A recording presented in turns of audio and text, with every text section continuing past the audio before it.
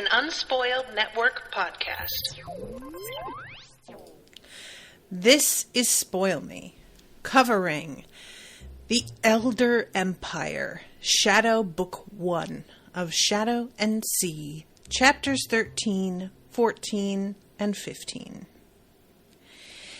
In these chapters, Yala is so much more open and blatant about the fact that she wants to keep the heart and not destroy it than I expected, that I'm honestly more creeped out than otherwise by the way all of this goes.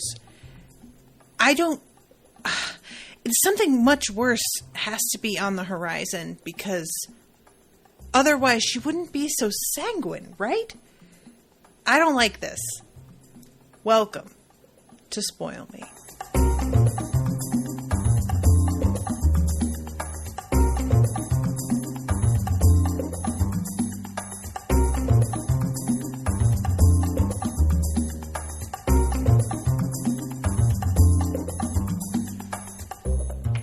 Welcome to the show, everyone. I am Natasha. Thank you very much to George for commissioning this episode. George is here in the chat. What's up? So, yeah, these chapters, I really thought, and I should have known, probably, I don't know if I should have, it doesn't matter. But when Shera brings back the heart, Yala is very much like, we have something special prepared for it, and the people that are supposed to be here with me to greet you, they're not here for reasons. But they definitely are in the council chambers, and everything's fine. I swear. Take my word for it. Now hand it over. And it's like the most obvious ploy. And due to how obvious it is, I've got to think that they're somehow managing to fall right into some kind of trap.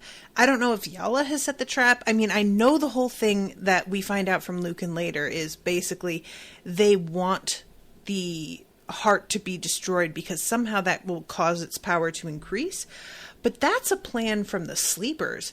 I can't think that Yala's in league with the sleepers. Why can't I think that? I don't know anything about this bitch. Maybe she is. For all I know, that's absolutely what's going on.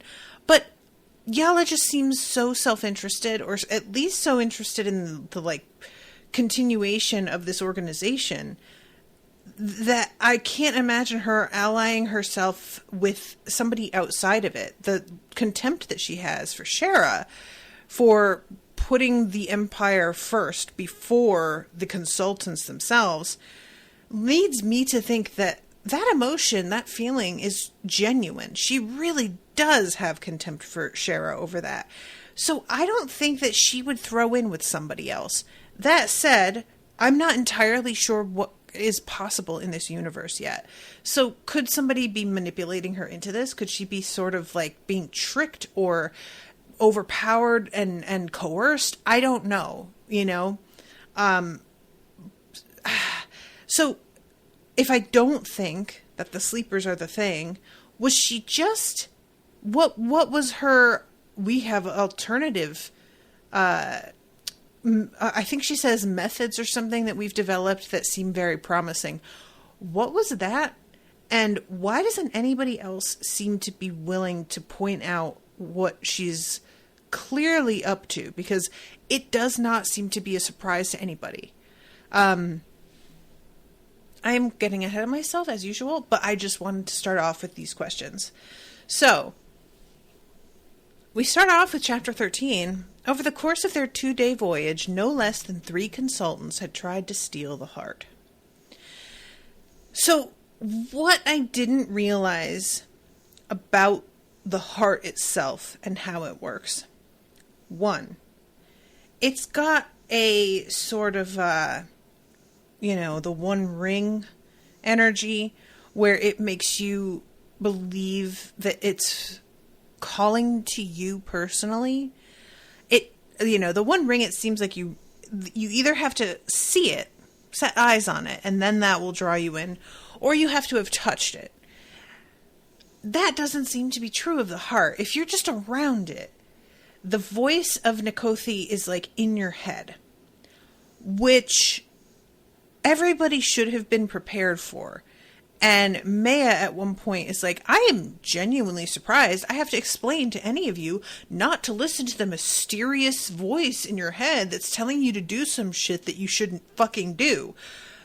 I would have thought we'd all be on the same page with that this is a bad thing and don't listen to it.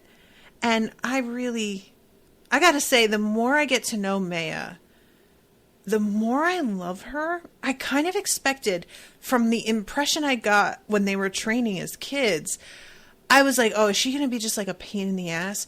And instead,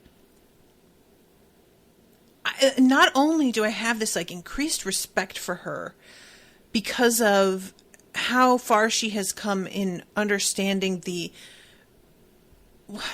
true virtues of Shera as a person, which it seemed like jealousy was sort of, not even jealousy, maybe just envy, were obscuring before, which is a very mature place to be. You know, it can be very hard to see somebody in a good light when you envy them, to genuinely be like, no, but you're also a good person, and I shouldn't feel this way. It's difficult. And then she goes on to be like, no, you're actually my friend. You're looking out for me. And I love that. Secondly, when she's coping with her mother later, again, with this maturity, she is able to see through her mother. And I had said last episode, I'm worried that May is going to get like sort of a rude awakening regarding what her mother is up to, what the consultants are really about. And to a degree, she gets the like call to earth about the consultants now that the emperor is dead. Their whole like mission statement is actually functionally very different than what she had been, the way that she had been operating up until the emperor's death. And she had never really stopped to think about that change. That aside, though, it turns out she pretty much already knew that her mother was full of shit to a great degree. And that's not to say that she like outright dislikes her or anything, although I think probably that is true to an extent. It's just the fact that she is able to see that Yala's sort of manipulations are not about her. They're about Yala wanting control. And there is one point at which Yala says something and Maya's like, she wants me to ask, what do you mean? And you know what? Fuck that. I'm not doing it. If you want to tell me, fucking do it. And so she doesn't ask, and eventually Yala does sort of cave and continue talking. And Maya is privately feeling a bit victorious because she didn't give her this, you know, opening that she was looking for. She's not letting Yala play her. And I am somebody who I found out recently that there is actually a kind of like on the autism spectrum, there is a personality type that explicitly like it explicitly refuses to do what they are told. So basically, if you suggest something to a person with this personality, even if it was something they had been intending to do, now that you have said that they should or tried to make them, they won't. Just because that is the like way they operate. And I have to admit, I am like that in a lot of ways. Like it to a point that I know it's irrational, it's unhealthy, it's not helpful to anybody. And yet I can be so defiant. I can just, for no good reason. And that kind of like conversational style, I have a couple of friends who are like that, where they'll say something that's meant to like motivate me to say, what do you mean? How did that happen? What do you know, like, and I get so irritable when somebody tries to talk to me like that, because I'm like, you clearly have a story you want to tell me. If you want to tell me the story, I don't understand why you don't just do it. And instead you have to like weirdly be passive aggressive and manipulate me into like drawing the story out of you as if to feign oh, I wasn't going to tell the story, but now that you've insisted, and I find that really weird. Like, just tell me what you want to tell me. You clearly want to, and I don't know why you would like to pretend that there's resistance when there isn't. And I don't want to have, like, a fake fight full of pretense to draw it out of you. So even though it's a small thing, I just related to that one instance so much. And her, like, having grown and realized what her mother is really about over time, it just shows such growth from her from where we see her, you know, in the 12 years ago flashbacks. So with all that said, as of right now, I kind of feel like Maya is my favorite. And for that reason, when she gets attacked later by one of the people that's backing up her mother, guys, I thought she had been killed. I got really upset, like more than I thought I would. It took me a minute to keep reading because I was so sure when it says her back exploded, you know, that would kill a person. I kept forgetting she's not a regular person anymore, so that kind of rule doesn't apply to her. But I genuinely stopped and was like, I can't believe she's dead already. Oh my God, what's Yala gonna do? Her daughter died because of one of her own people. Is that gonna cause a change of heart in her? I like paused and had all of these fucking thoughts and then kept reading, and she was fine. And it was 2 sentences later that I found out she was fine. I let myself run away. And I should mention too, when I was reading, because I wasn't listening to the audiobook for this one, I had a like classical music channel playing in the background. And as this fight began, that bum ba da da da bum bum bum bum bum ba da da da bum bum bum bum began playing, and I found that to be a hilarious backdrop for that fight, especially because the song is long enough that it continues into the awakening of the corpses in the crypt, which truly, it does not fit the tone of the series, but it was so funny to me for some reason, and so I just had to share that because I found that to be a nice little backdrop on all of this. But anyway, so the way the Shera calls it Nakothi's song, and as it turns out, the laughter that's coming from her knife, I had thought that laughter was due to somebody that she had killed with it, like that there had been a person of a particular power who infused the blade upon their death. And it seems like that is sort of true. It's unclear to me exactly what happened because we know that she can't actually destroy the heart with one of these blades. Like, she can, but it would basically detonate and turn everybody within God knows what kind of size radius, like at least a mile radius, into the, like, dead children of Nakothi. So it's a no-no. However, that blade clearly was in contact with the heart or in contact with something related to Nakothi. Like, I don't know how, or and it seems like that's something that happened since her time with the Emperor. That doesn't seem to be the state of the blades when she first inherited them. So the sort of sound that's coming from, and I say sound with like quotations around it because it's less than a real sound and more seems like a psychic assault of a kind. That is being somewhat amplified by the presence of the heart. And later on, when she's talking to Lucan, he's like, okay, you're going to need to get that thing the fuck away from this heart. You can't have those things near each other. And that was interesting because there's a lot going on with Lucan. But anyway, so yeah. Nakothi's song, resonating between the heart and her left-hand knife, woke Shera at all hours of the night. Even dead, the great elder possessed a will that few humans could resist. Guys, I just want to say, as we find out later, The whole thing is that the elders want humans dead, and they want to take back over again. That seems to be what the accepted desire is of the elders. I want to know how they originally died.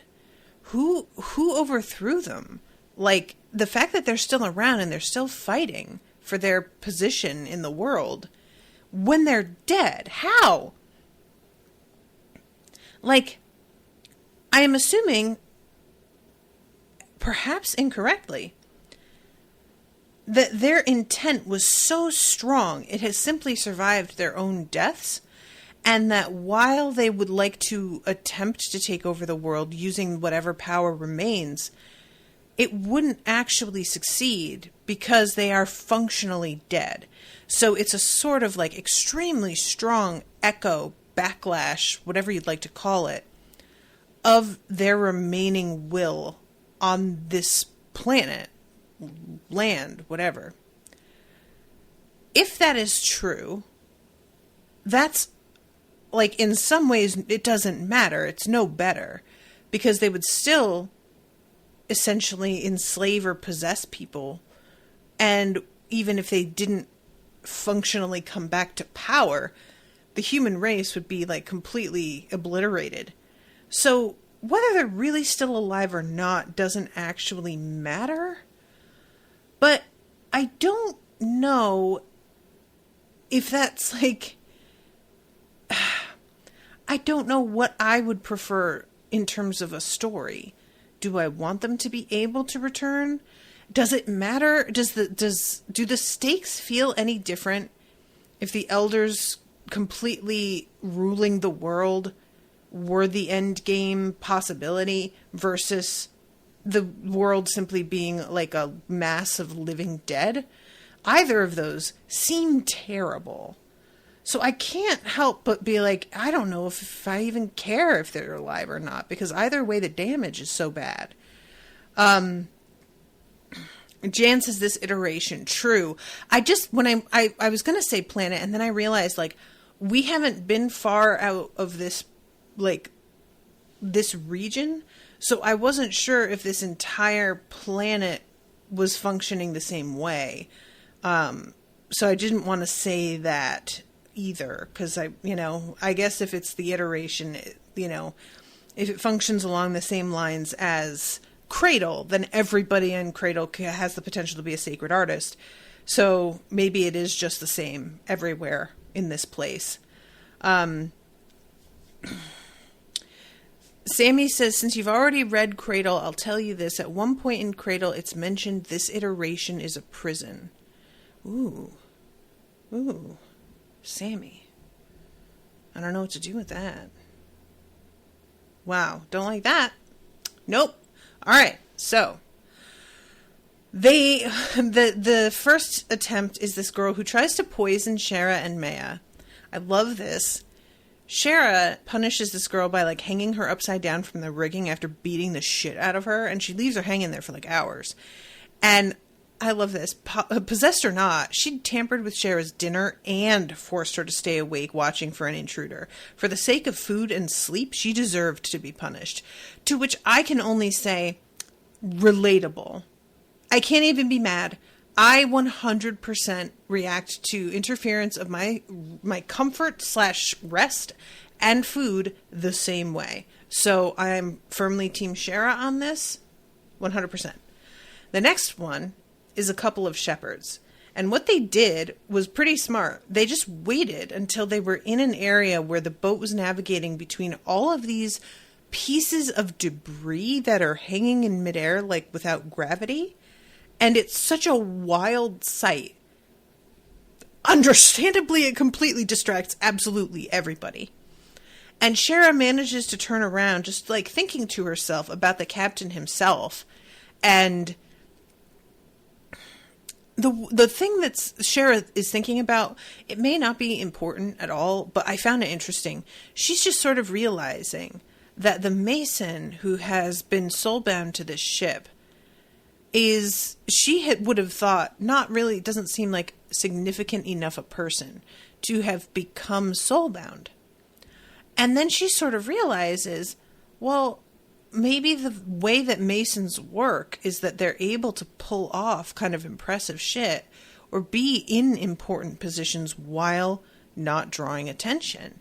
And as she's sort of considering that, she turns to look at the captain, and that's why she gets a glimpse of the shepherd right before they attack. Now, they still manage to sink a needle into her, one of those, not a killer needle, obviously, but one of the ones that paralyzes you. But she manages to get a pretty good couple of hits off before the paralysis kicks in, enough for it to get Maya's attention.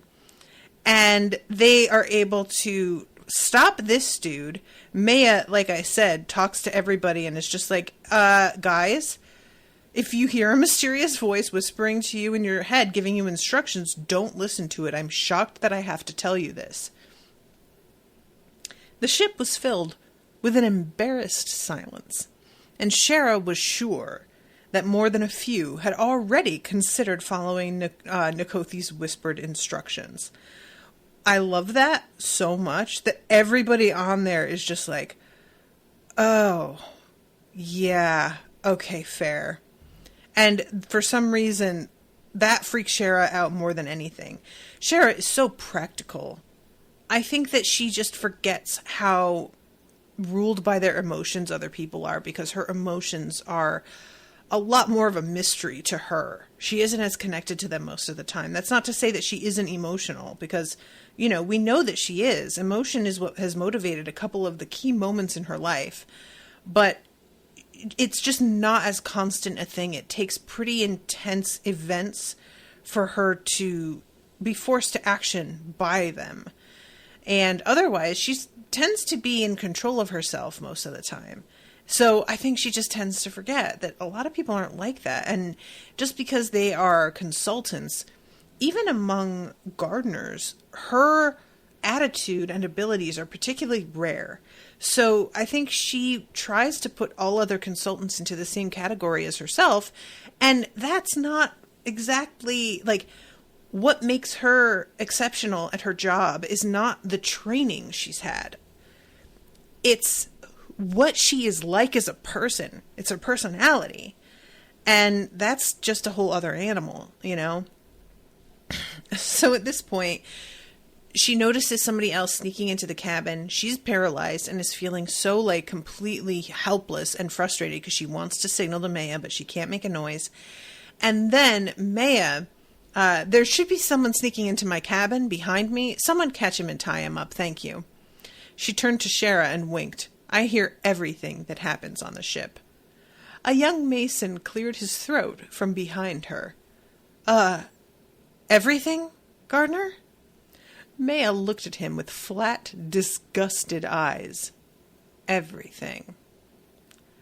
So he was jerking off, right? That's the joke? Is that right? I'm not alone in thinking that, right? Like...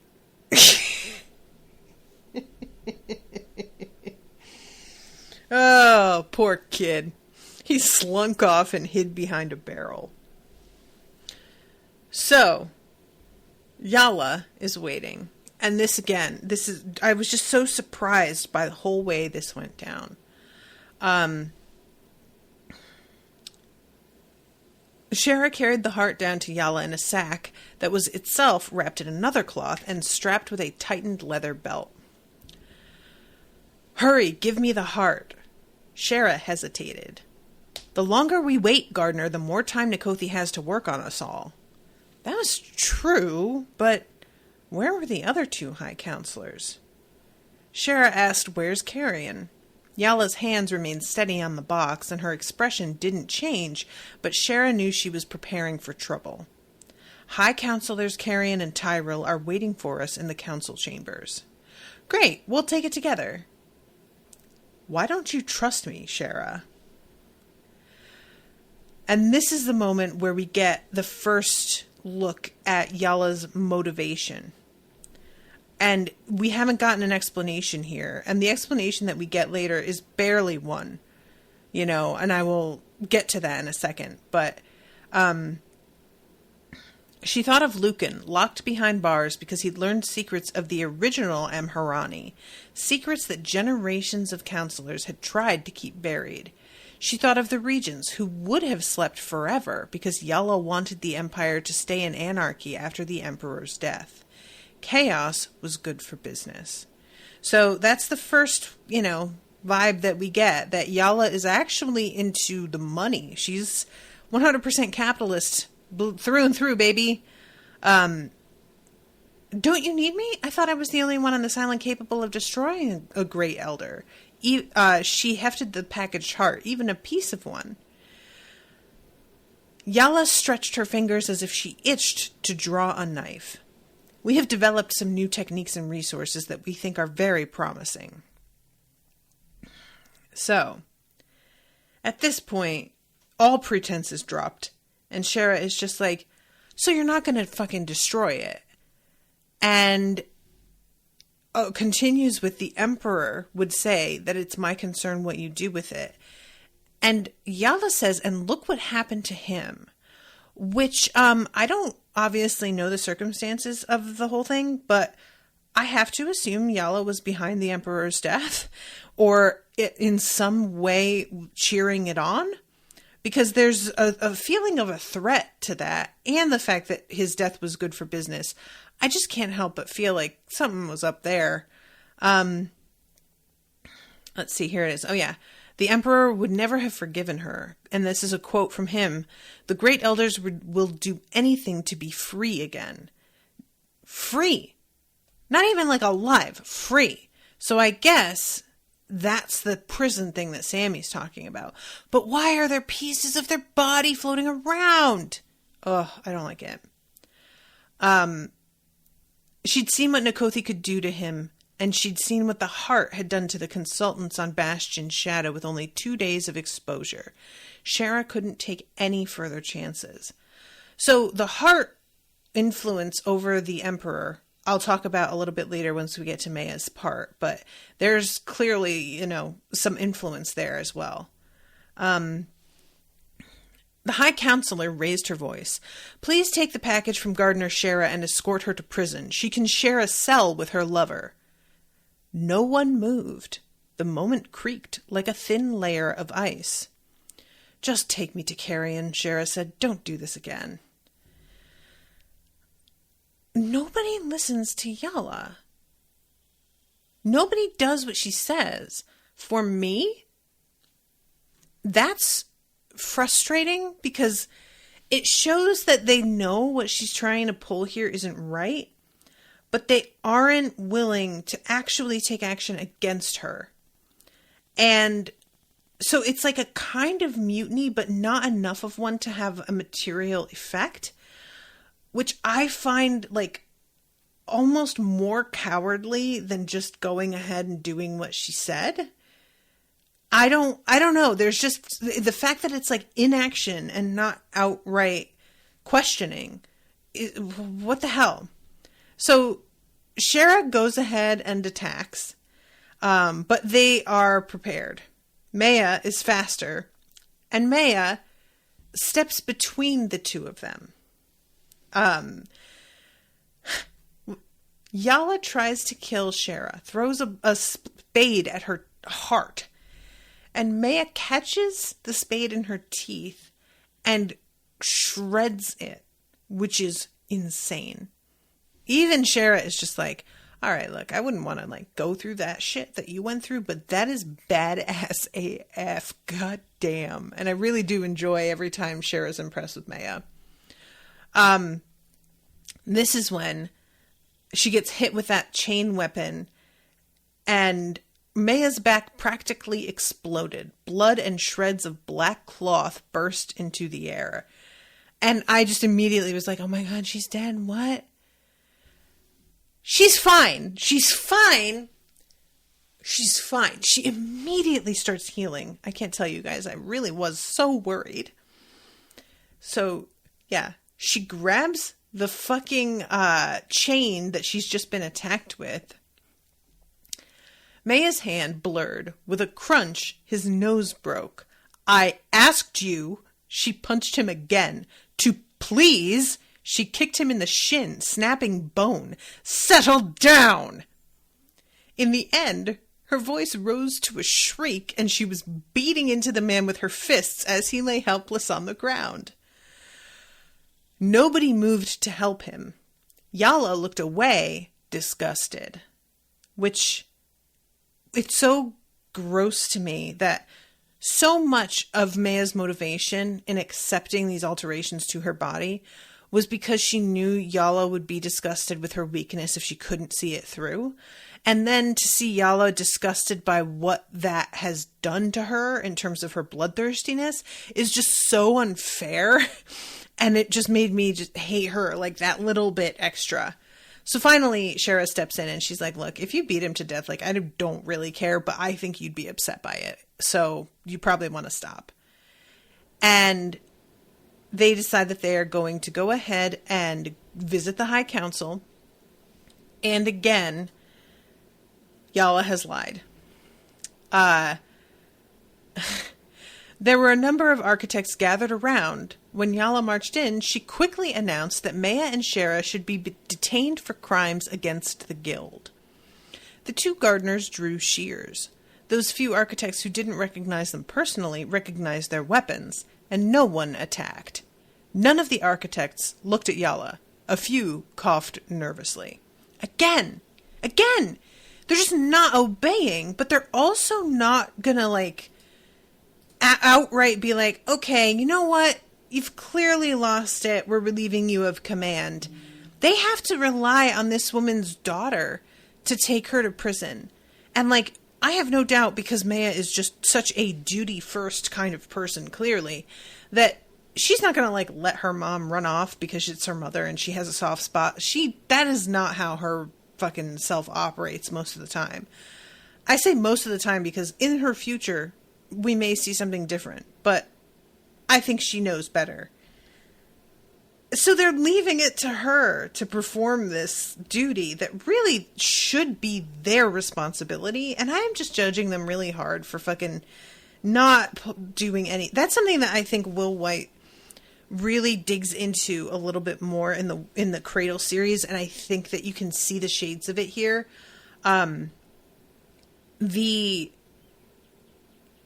lack of a spine of so many people who are, as a collective, like, they influence one another so much that they wind up behaving in ways that as a group are dishonorable or cowardly, when to be that kind of coward takes its own sort of courage, and they wouldn't have the heart for it if it weren't for the group all agreeing to do this shitty thing. And it's a very unique sort of situation that I feel we as human beings try to pretend isn't the case as often as it is. But as much as I'm frustrated by the way this goes, and I'm like, you guys, you really should relieve her of command. This is not good for any of you. Them choosing not to do that feels very human to me. You know, it's not inaccurate to human nature. So Shera is like, you know what? They're not here, but I think I know where they are. And it's this room in the bottom of Zen's House of the Masons. There is evidently this box that's called, like, the curse box. Joran Cursebreaker had designed it to destroy curses and draw the power from elder artifacts so they could be safely handled. And when they get there, this one dude, Tyrell, is actually asleep. Just a man after Shera's own heart in many ways. At one point, Carrion throws a spade at him to wake him up, and he, like, catches it and he's, like, was dead asleep a second earlier. But he manages to wake up in time for this. Really quite a feat. Although, as we see later, his skills at fighting are not quite as good at Carrion's. Like, she is so gifted as she is moving through the ranks of the dead at sidestepping them. And it's described as if it's all the steps to a dance that she knows. And the other two are really struggling by the end. So he may be extremely good, but he's not as good as her, which how good does she have to be then? Oh, and I almost forgot to mention, when Yala meets them, she's got some other architects with her when she meets them at the dock. And one of them is described as having a pair of scissors in his belt. And I found that to be funny. That sort of, what's the word I want? The obsession with scissors. I don't know if you guys, I think I mentioned this on the Cradle episode, but there is a post, I don't remember if it's on Will's website or if it was a Facebook post, but evidently Will White has like a weird sort of obsession with scissors and owns like a bunch of different pairs. And always when he goes to like flea markets and stuff, that's the kind of thing that he looks for. And that's part of why scissors became such a trademark for Ethan. It's not exactly like a symbol of anything for him specifically. It's simply a tool that Will White is very preoccupied by for some reason. So he uses it in his imagery a lot. So I enjoyed getting to see that being reflected so early on. And it's just a, little side thing. I don't know if that architect's scissors will ever play into anything or if we'll see them again, but I like the mention of it. So, we have reason to believe my mother was trying to take the heart for her own purposes, Maya said, her voice controlled. What reason? Carrion asked coolly. She was keeping herself professional, but Shera knew she would be pleased. Any chance to get rid of Yala would make Carrion's life easier. So, this is, again, one of those moments where I'm just like, God damn, nobody likes this bitch. Can we just remove her from power then? She failed to command what I assume are people who were supposed to carry out her orders. They failed to comply twice now. I feel like shows a complete lack of faith, and that is enough to remove somebody. But, we'll see how that goes. Yala jerked her head in Shera's direction. This one didn't want to let the heart out of her sight. She asked to accompany me back, and I refused her. Then she attempted to kill me. Carrion turned to Shera, who nodded. That sounds about right, Shera said. And I'm like, no, it doesn't, though. Like, Shera says that sounds about right, but she tells her that they're back in the council chamber. So, like, she was already lying, and I wish that Shera had mentioned that she misled me about where you were located. And she also suggested that there was another method to dispose of it, unquote. That was very promising while you two were clearly waiting down here, probably for nothing were she to get her way. I just wanted her to push back on that a little because it's not actually. And Shera just saying that sounds about right. I was like, does it? And Zen says, the explanation is too practiced, and she shifts the blame so we will overlook the obvious holes in her argument. 2 out of 10. I taught you to lie better than that, Yala. I'm shocked and frankly disappointed you couldn't do any better. I don't need to prepare a lie, Yala said, back straight. I have not stepped outside my guild-given authority. I need no explanation. Carrion raised her eyebrows. Not until you never brought us the heart. What would you have told us then, I wonder? My actions were within the rules. She was the only one who broke guild law. Once again. Your actions so far were within the rules, because you have not specified anything like your intent after you were to get the heart. So, why isn't anybody saying that? But it's fine. So, Maya is told to keep her mother confined somewhere until they can figure it out. And she leaves without continuing to argue or protest, which is what gets Shera kind of worried. And Zen says, it was just that she's distracted. And she says, Zen says, do you think she knows something we don't? Carrion says, knowing Yala, she's looking forward to the next step of her plan. We can't do anything to her within the scope of our authority, and she knows that. As she said, she didn't defend herself because she doesn't need to. I kind of want to let her attempt whatever her next step was and just sit back and watch, but now she knows she's being observed, which I guess sort of undermines that. So they are putting the heart into the box, and it's like cries are becoming more and more steady in Shera's mind. The road to perfection is through death. You can do nothing as you are, soft, weak, fragile. Only death is strong. Only death is real. Only death lasts forever. So, she's planning to sleep through the destruction of this thing. They put the heart in the box. They close the box up. And there's this sort of sound that's coming from it that she is assuming is whatever machinations are inside for the destruction of this thing. But gradually it begins to get more loud until finally she stands up again, because at this point she's like curled up on the floor ready to take a nap, unsurprisingly. And then the box cracks in half, and this like shrieking voice comes out saying, "Wake from your slumber, come, come, wake my children and rise." And it turns out that this thing has woken the dead from the fucking crypts, and they begin to climb through the walls around them, because, reminder, they're underground, so the crypts are like basically enclosing their room. It's a bad scene. And by that I mean a very fun, good scene, which I really enjoyed watching, so to speak. We cut then to Lucan 12 years ago. He is attempting to read a statue. The stoneworker chips away at the obsidian, terrified that he might fail. The soldier poses for a sculpture, eager to get back to the battlefront. The thief hides behind a statue, begging for shelter in its shadows. In the rush, his own memories were all but lost. "I can't," he choked out. "There's too much." I found this really compelling.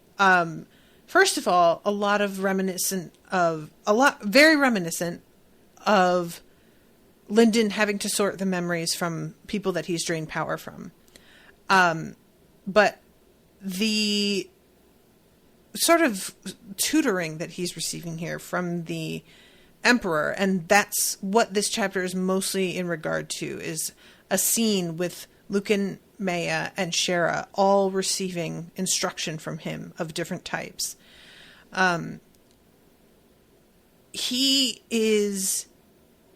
Lucan is being shown what's actually possible.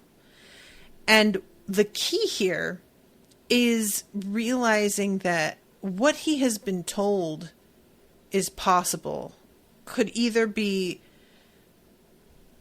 simply incorrect because the Emperor himself wrote some of it. Who knows if he knew that what he was writing was, quote, impossible at the time? Did he know that it was in fact possible and he was attempting to mislead people? Or was he not far enough along in his own abilities yet to realize that it was? And, it's not like it's a blog that he can go and update. These are books that have been printed and they're out circulating already. And regarding things that weren't written by the Elder or the Emperor, are there things that people thought were impossible simply because it was such a rare thing to pull off that they assumed it simply couldn't be done? But regardless, Lucan is really beginning to realize in this scene how little he understands and how little knowledge there truly is that can approach the level of the Emperor's abilities. The man who had united the world and founded the Empire stood over Lucan, arms folded in his voluminous sleeves. He looked down on Lucan with the regal gaze of the only true king humanity had ever known. Which is a hell of a fucking accolade, man. When we first discovered reading as a discipline, the ability to sense and manipulate human intent, we didn't know what to call ourselves. Everyone had ideas, most of them grandiose. Soul weavers, oracles, enchanters, fates chosen. I like to think that those were all names that Will toyed around with before being like, those are too fucking much. And especially considering that eventually there is somebody named a soulsmith, very, very close. And he places one hand on the soldier's black stone head, the room filled with a sharp, constant sound like the crunch of snow or the crack of ice amplified and stretched to echo for minutes. The statue shivered and then abruptly shattered like black glass. Pieces of obsidian rained down, and Lucan took an instinctive step back. And he says, "That's impossible." And he quotes the Emperor back to himself. "An object cannot be made to gain a property that it does not naturally possess. An object's physical nature cannot be changed by intent alone, save through the awakening process."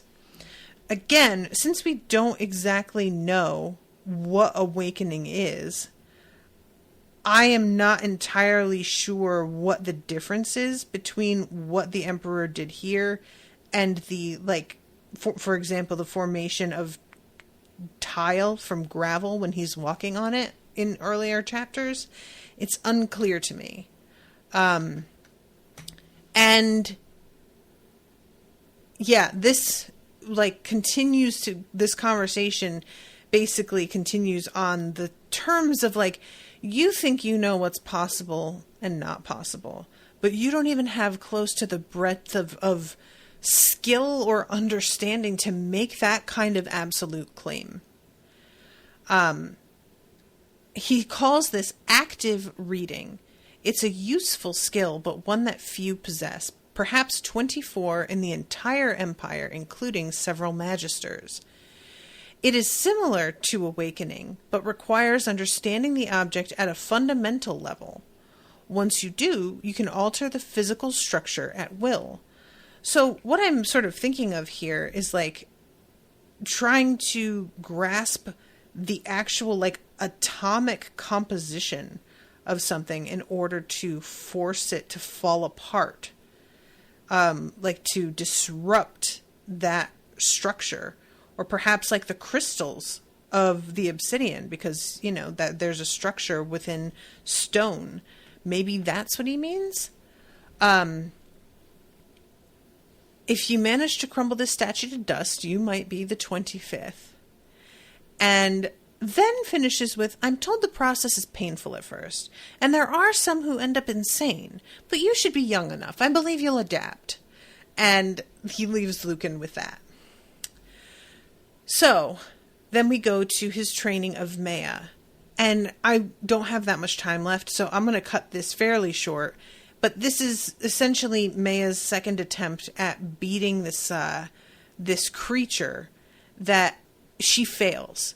And this is what leads him to telling her, "We're going to have to get you a new body because you clearly have a really strong, courageous heart, but it's not like that's not going to be able to carry you through. If your body fails you, that's it." Let's see. She had to kill it. How was she supposed to kill it from the back? Her fingers scrambled at the pouch of spades tied to her thigh, but the blades had spilled out in the fall.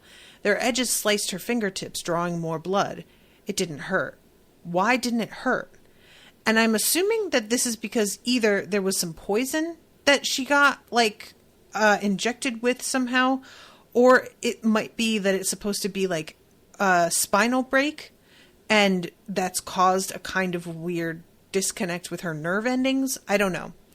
But it doesn't matter, because this is the Emperor coming by and telling her, if this body cannot do the job, we will have to build you a new one. So then we go to Shera. For the 5th time that morning, the hired thug put his boot on the back of Shera's neck, shoving her cheek down against the floor tiles. The 6 men above her laughed and shouted coarse suggestions, clapping each other on the shoulders. An Imperial agent had hired them from a nearby prison, offering gold marks and reduced sentences for a few days of beating up a little girl. This is one of those things where part of me wants to be like, That's incredibly fucked up that you basically lied to these guys that they could get out early so that they would come and be offered up on a plate.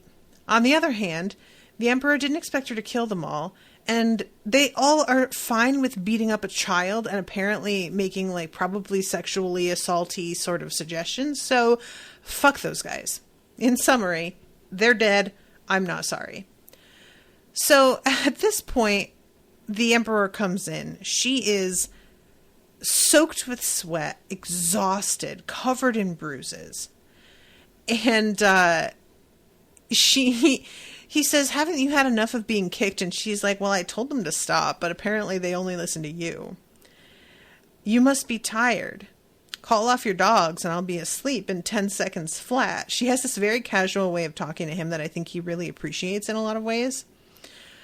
I am prepared to have them beat you 24 hours a day. The sun will never set on your training. You will never sleep until you die from exhaustion, or until you put 6 bodies on the floor.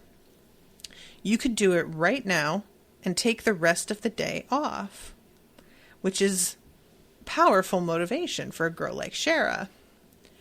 How am I supposed to fight 6 grown men? He leaned closer, his expression as frozen and unyielding as the moon. I'm not telling you to fight them. And then he walks out. And I will tell you what, guys, when he said I'm not telling you to fight them, I didn't actually comprehend what he meant by that right away. But what he means is basically, I told you to drop them. Fighting doesn't even have to factor into it. Kill them. That doesn't have to mean fight them. Those are 2 totally separate propositions. So to make a long story short, Shera brings every single one of these dudes down. And it's not clear that they're all dead. There's one that, like, she strangles and maybe he's just unconscious. There's another guy that she gets with a needle, but I'm like, is that a poison needle or is it... I mean, it is poison, but is it like a paralysis or is it a fatal poison? But in summary, she brings them all down. One guy is trying desperately to just get away. I'm not a fighter. I'll serve my years. No problem. Yeah, but you were like all ready to just come in and beat on a girl. A little 11-year-old girl or whatever it is that she's supposed to be at this point. So yeah, the fat man knelt at the Emperor's feet, pleading. When he got no response, he heaved himself up and bolted for the courtyard door. She gets him in the calf with a spade, and that's how she brings him down. He doesn't die. He just gets brought down, which is what was told. And then the Emperor comes over and places a finger on the forehead of a guy who there's a spade sticking out of his eye. The thin man quieted, then slumped down onto the floor. Dead or asleep, Shera didn't care. Either way, he was quiet, which is a hell of a cold-blooded fucking attitude. She's just like, ugh, I don't even care if you killed him. I was just sick of listening to him whine about how he lost an eye. Oh, get over it. Good God, Shera. I can understand why Lucan is a little bit concerned about you. But, I mean, I won't deny that I can get in that sort of frame of mind. There was, those of you who are high-level patrons might have been there for the Unsober that I recorded with Rashawn a couple weeks ago after I got back from Florida. But I was saying how I had really reached the end of my rope during that trip, which went very badly, when there was a child crying a couple seats ahead of me. And I genuinely thought to myself how I would like to just shoot the kid so that I would not have to hear it anymore. And that was like a genuine thought that went through my head, was like, oh my God, can somebody just fucking put a bullet in that kid's head for fuck's sake? I can't deal anymore. So, Shera, I have a little bit of your spirit in me, and that's probably not a great thing. And the Emperor, after this performance, is just like, wow, I'll be honest, I thought you'd maybe get half that. And even then I would have been satisfied. But I'm downright impressed, and that never happens. So she asks if she gets the day off after all, and he asks, how do you feel? Then she says, my arm hurts, but she knows that isn't what he means. And all she can say is Lucan would not have liked this. She doesn't speak on how she's feeling right away. She says what she thinks she should feel. You know, like she's trying to do Lucan proud and absorb some of his qualms because she clearly admires him as a person and respects his feelings on things. So she's in the first stages of trying to absorb that. And that's how she presents this, is not, I feel this way. It's still, an external, what's the word I want? Influence, I guess. And the emperor says, what do you believe? I didn't need them, Shera said at last. The emperor's smile gleamed. Let's take care of that arm. And then I think you've earned a day off. So I didn't need them. Again, it's not even like I don't care, which has a certain flavor to it. It's simply a practical aspect. You know, like putting some books you don't want anymore into the donate pile. I just didn't need them. Who cares? Like, they're not people to her.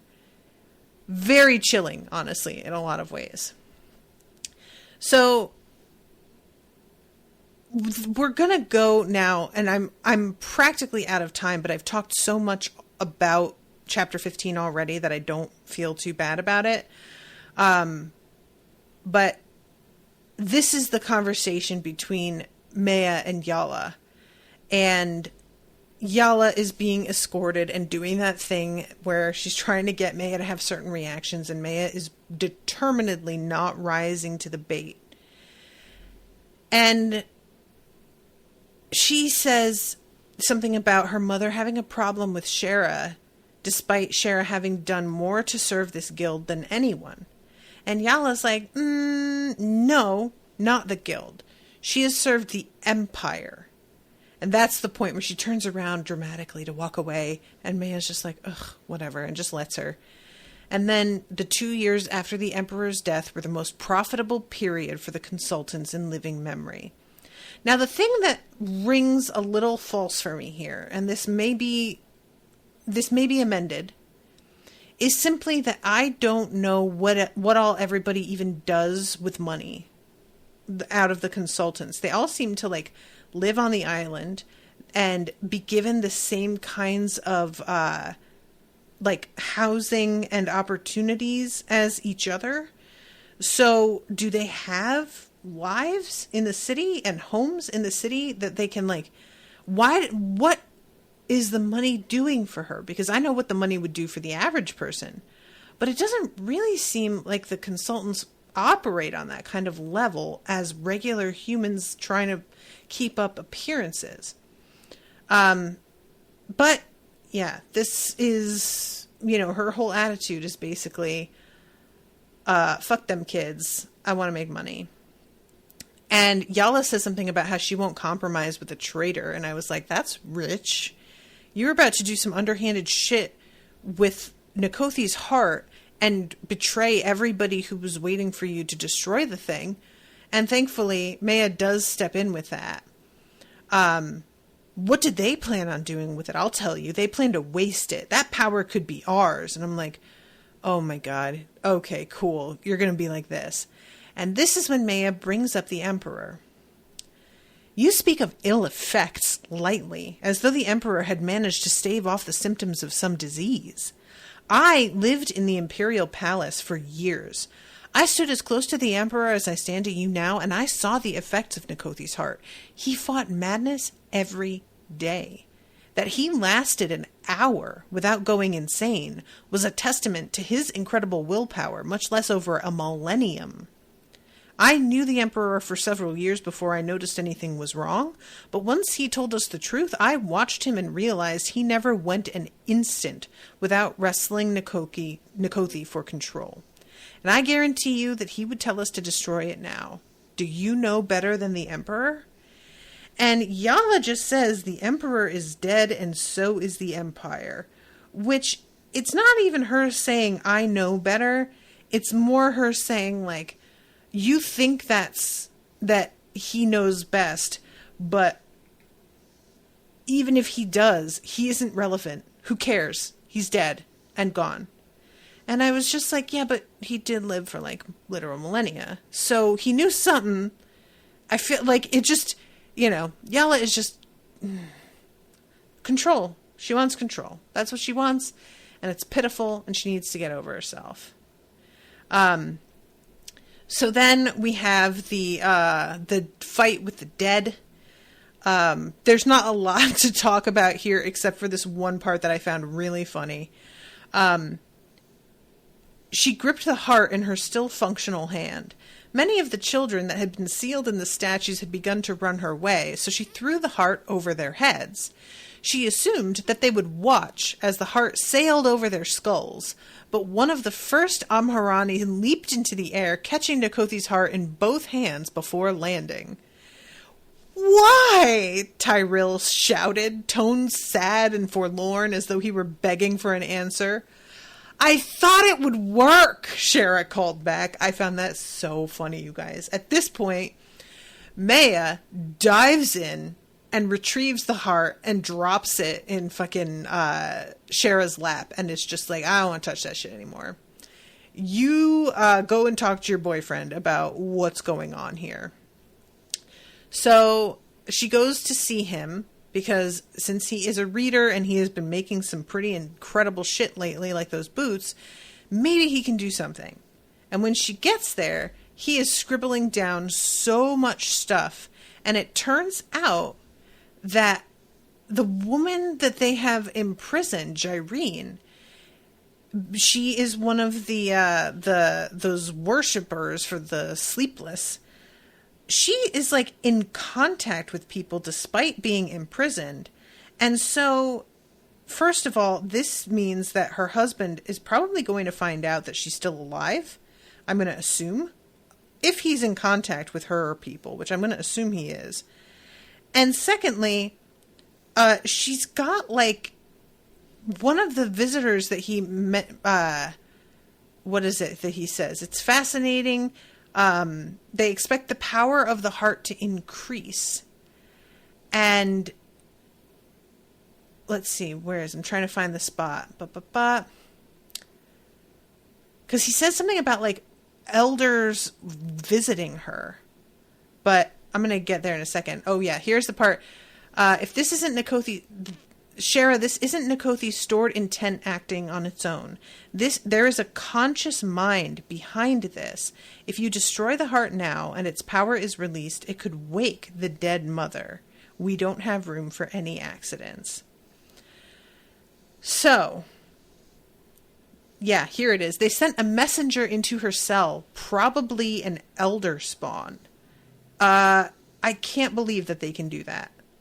That just seems like something that should not be allowed. It seems like the security system of these prisons should keep that from being possible.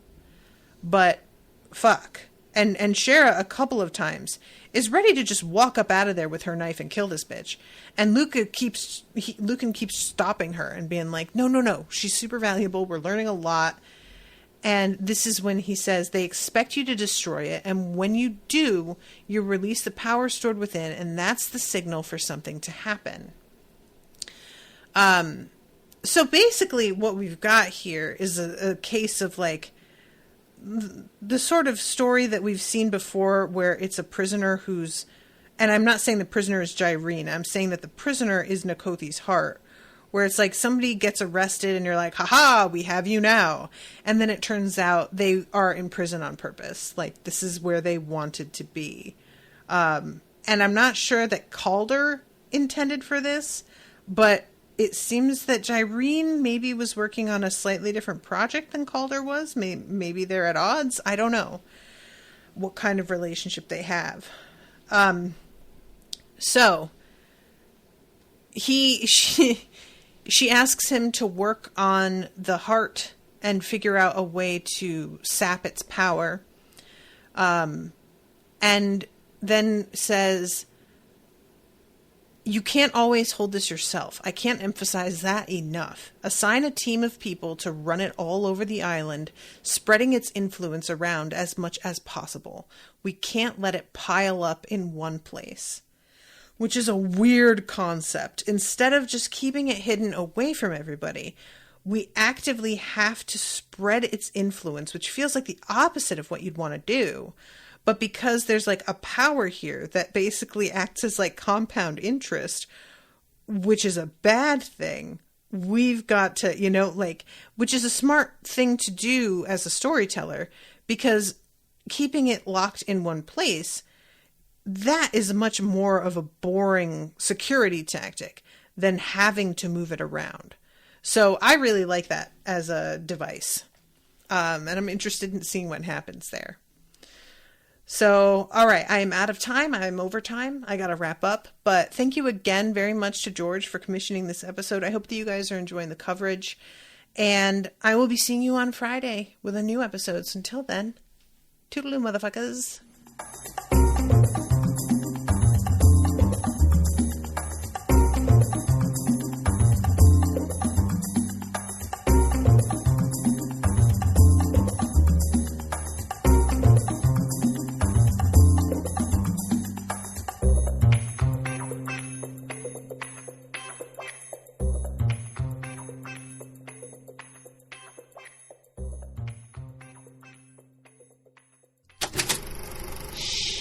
That was an Unspoiled Network podcast.